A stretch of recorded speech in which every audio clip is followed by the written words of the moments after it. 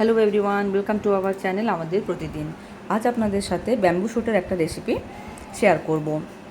এটা কিন্তু যেরকম বড় সাইজের থাকে, আমি যেটা রান্না করব সেটা কিন্তু বড় নয়।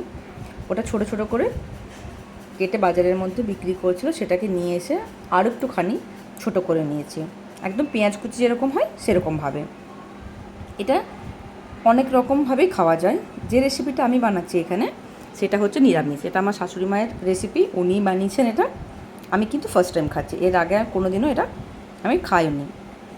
তেলটা গরম করা হয়ে গেলে এতে কিছু রসুন, পেঁয়াজ, আদা আর লঙ্কার কুচি করে রাখা হয়েছিল, সেটাকে গরম তেলের মধ্যে কিছুক্ষণ দিয়ে ভেজে নিতে হবে কাঁচা গন্ধটা যাওয়া অবধি। তারপরে যে ব্যাম্বু শুটটা যেটাকে আমি কুচি করে রেখেছিলাম সেটা এর সাথে অ্যাড করে দিচ্ছি। এটাকে অনেকে বাঁশ কোড়লও বলে। ছোট সাইজটাকে কি বলে সেটা কিন্তু আমি জানি না, কেউ জেনে থাকলে অবশ্যই কমেন্টে আমাকে জানাবেন।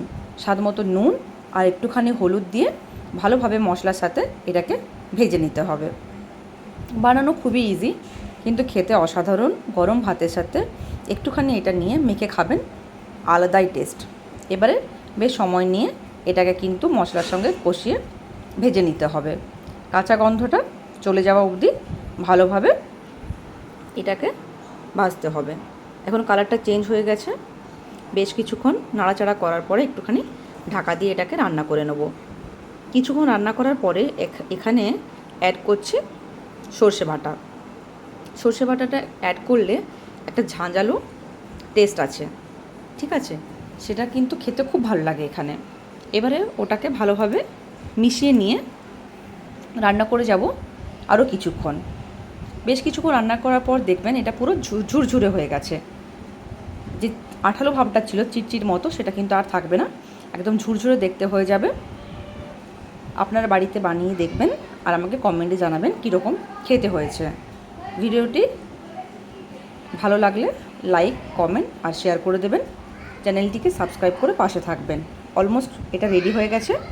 এখন এটাকে নামিয়ে নেবো আর গরম ভাতের সাথে এটা খাবো।